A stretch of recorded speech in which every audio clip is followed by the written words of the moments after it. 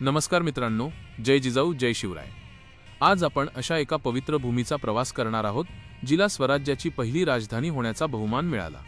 सह्याद्रीच्या उंच रांगांमध्ये ढगांशी संवाद साधणारा आणि मराठ्यांच्या देदीप्यमान इतिहासाचा साक्षीदार असलेला किल्ले राजगड हा केवळ एक किल्ला नाही, तर छत्रपती शिवाजी महाराजांच्या ध्येय स्वप्नांचे आणि जिद्दीचे मूर्त रूप आहे। महाराजांनी स्वराज्याची स्थापना केली तेव्हा त्यांना एका अशा भक्कम ठिकाणाची गरज होती जिथून स्वराज्याचा कारभार निर्धायपणे चालवता येईल। त्यासाठी त्यांनी निवडला तो म्हणजे मुरुंबदेवाचा डोंगर।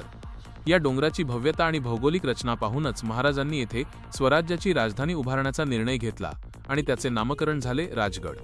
तब्बल 25 ते 26 वर्षे हे ठिकाण स्वराज्याचे मुख्य केंद्र राहिले।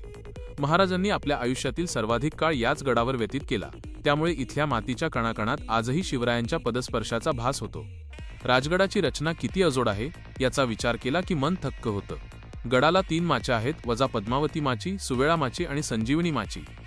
प्रत्येक माचीचे स्वतःचे एक महत्त्व आणि शौर्याची गाथा आहे। सुवेळा माचीकडे पाहताना तिची ती लांबवर पसरलेली तटबंदी जणू शत्रूवर नजर ठेवणारा एखादा अजस्त्र नागच भासते, तर संजीवनी माची ही आपल्या अभेद्य बांधकामासाठी ओळखली जाते।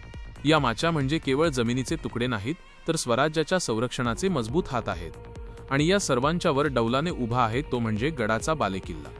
बालेकिल्ल्याकडे जाणारी वाट जितकी कठीण आहे तितकीच ती रोमांचकारी सुद्धा आहे।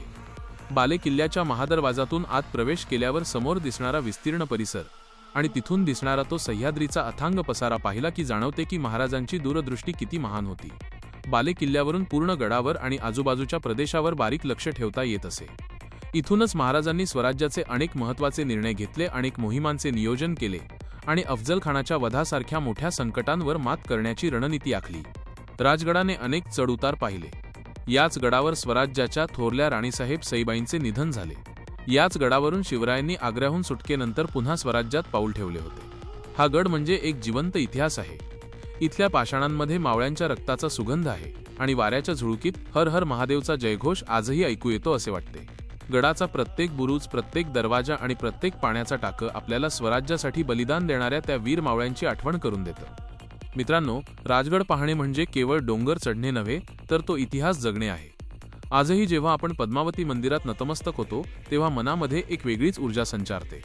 आपल्या पूर्वजांनी ही सह्याद्रीची शिखरे कशी सर केली असतील आणि या कठीण काळात एवढं भव्य स्वराज्य कसं उभं केलं असेल याचं कोडं आपल्याला तिथे गेल्यावर सुटतं।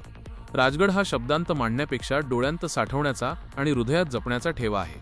शिवरायांचे विचार आणि पराक्रम समजून घ्यायचा असेल तर आयुष्यात एकदा तरी या गडांच्या राजाला आणि राजांच्या गडाला भेट द्यायलाच हवी। आजच्या या व्हिडिओमध्ये आपण राजगडाची ही छोटीशी झलक पाहिली। जर तुम्हाला हा व्हिडिओ आवडला असेल आणि आपल्या राजांचा हा देदीप्यमान इतिहास घराघरात पोहोचावा असं वाटत असेल तर आपल्या स्वराज्य रक्षक चॅनलला नक्की सबस्क्राईब करा, व्हिडिओला लाईक करा आणि आपल्या मित्रपरिवारासोबत शेअर करायला विसरू नका। तुमच्या एका सबस्क्रिप्शनमुळे आम्हाला अशाच ऐतिहासिक कथा तुमच्यापर्यंत पोहोचवण्यास मोठी प्रेरणा मिळते।